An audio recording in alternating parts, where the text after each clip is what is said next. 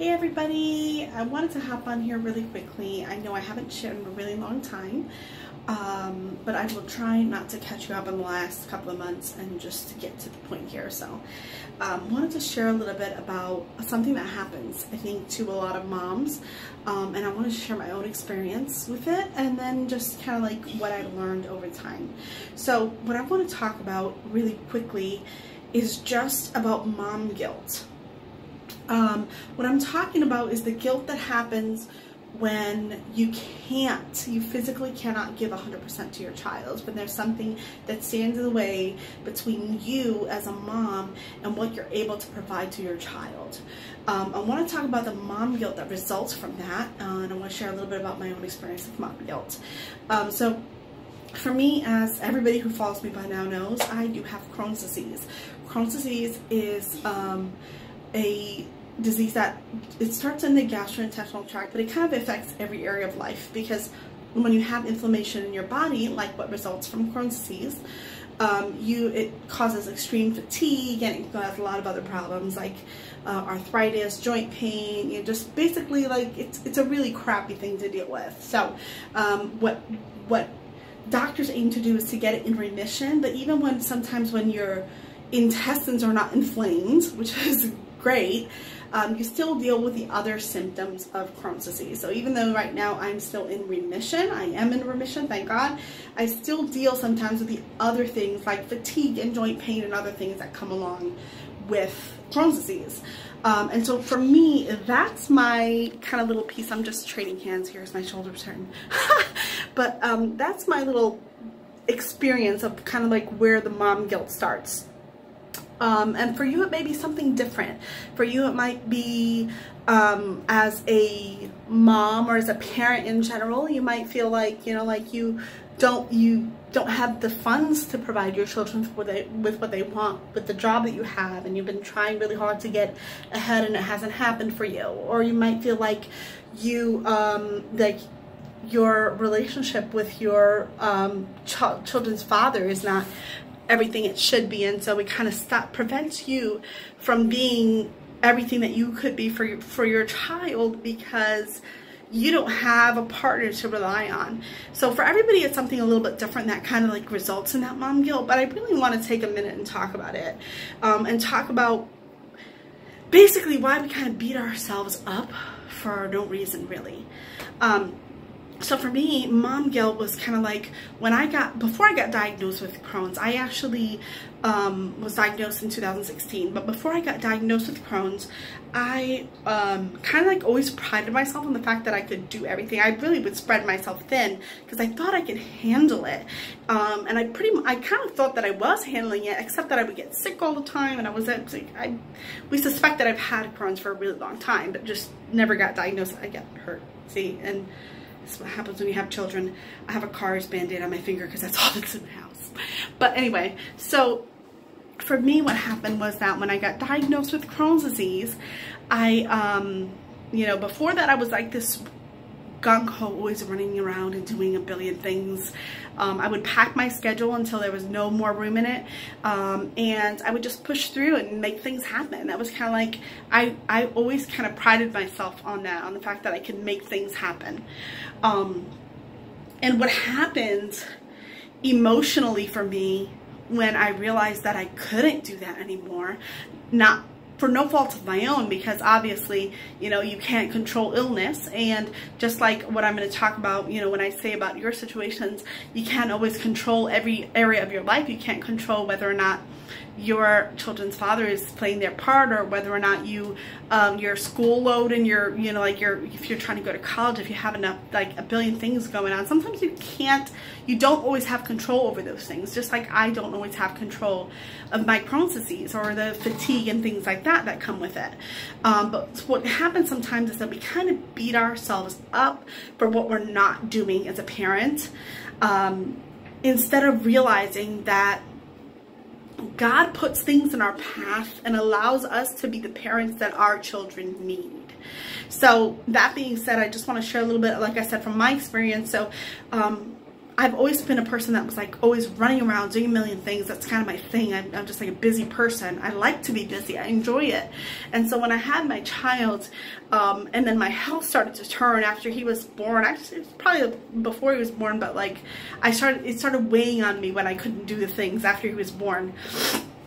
And so I would really get down on myself, and I feel bad and have struggled with this mom guilt because, you know, I couldn't give my child everything that I wanted to. And what I didn't realize is that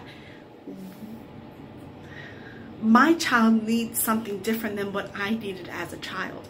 Every child needs something different from their lives, from their relationships with their parents.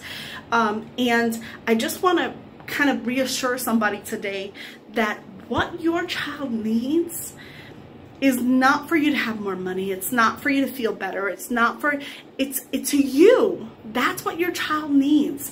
And you can be 100% healthy or have the best job in the world, or have all these things, or have a great relationship with your children's father, or whatever the situation may be. You can have all your ducks in a row, but if your children don't have you, they're not getting what they need in life.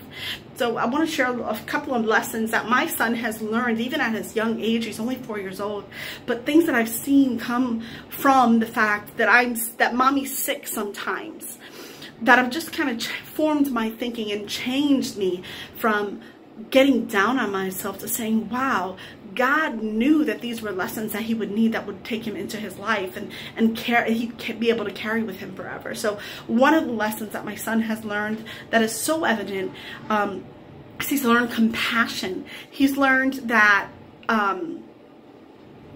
that if mommy's not feeling well, he can have compassion for me. He's learned to lean on God, because when he sees I'm not feeling well, he knows that what we do when we're not feeling well is we pray.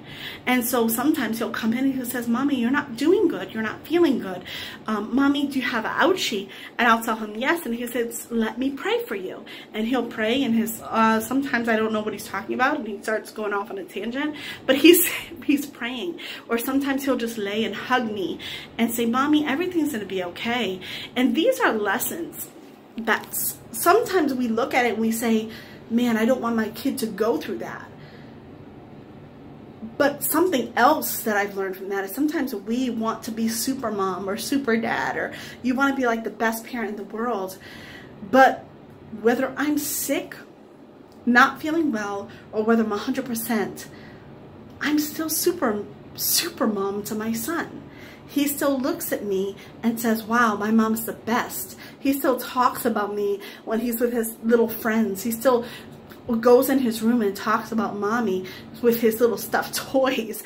It's incredible, the fact that sometimes we get scared that being weak in one area or another in our lives is going to affect our children adversely. When what happens is that, first of all, you're always going to be super mom or super dad to your kids.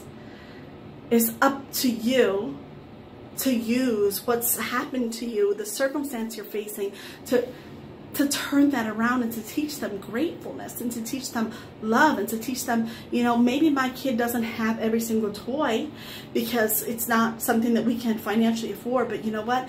My child knows how to be grateful. I can't tell you how many times we've gone to the store and people have been like, oh my goodness, because he'll go around the whole store with one little toy, holding onto it, and then when it's time to go, he'll put it down and say, okay, that's okay. It's just my toy to hold when I'm in the store, and I'm ready to go. And people say, "Oh my God, I fight with my kids all the time," because they'll never do that. But that's the thing about being in the moment instead of thinking all the time about what you could or should be doing. When you choose to say, okay, this is my circumstance, but what can I draw from this? You, without even realizing it, you teach your children that that's the way to deal with life. That if they get hit by something difficult, they can get back up again, and they can find a way around it, and that they can work through life. And those lessons are far more valuable than me being able to run around 24/7 with my kid and be active and have him in every class and every sport and everything, those lessons are not as valuable as the ones that he's getting right now.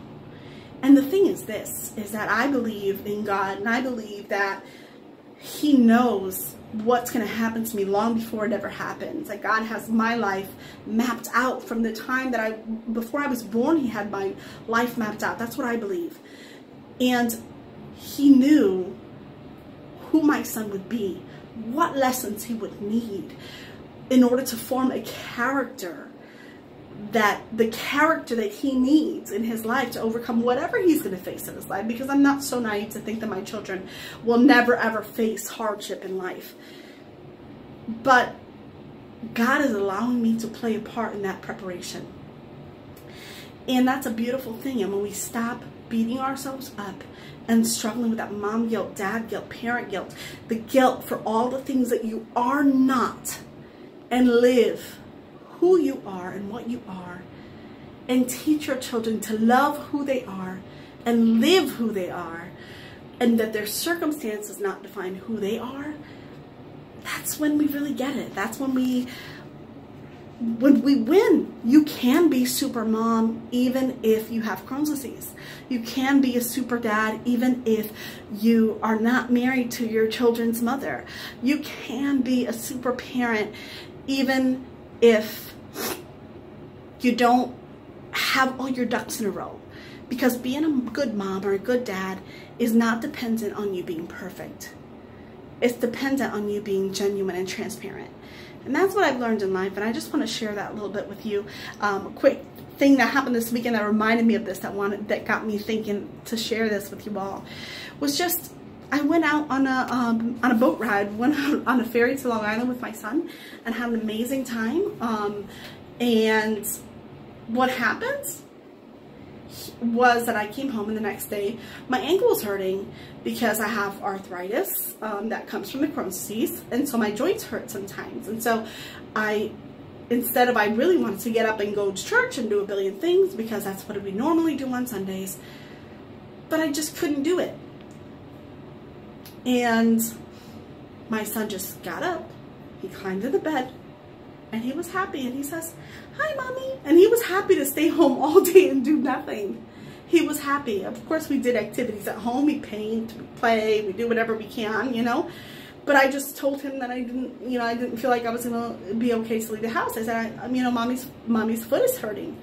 And he was perfectly fine and moved on with his life and painted and was happy and did other things. And he learned to be happy where he was.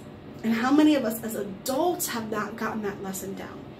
And that's one of the times that it really hit me, that it doesn't matter that I'm not 100% in my health all the time. My child doesn't need me to be perfect. My child needs me to be present. And that's just what I want to encourage you all. Stop beating yourself up. Stop spending your time thinking about what you should or could be as a parent. And just realize that your child doesn't need you to be perfect. They just need you to be present. God bless. I hope you're all encouraged by this. And I hope that whatever area of life you're struggling with, that you can just learn to be present. Because that's where miracles happen. God bless you all.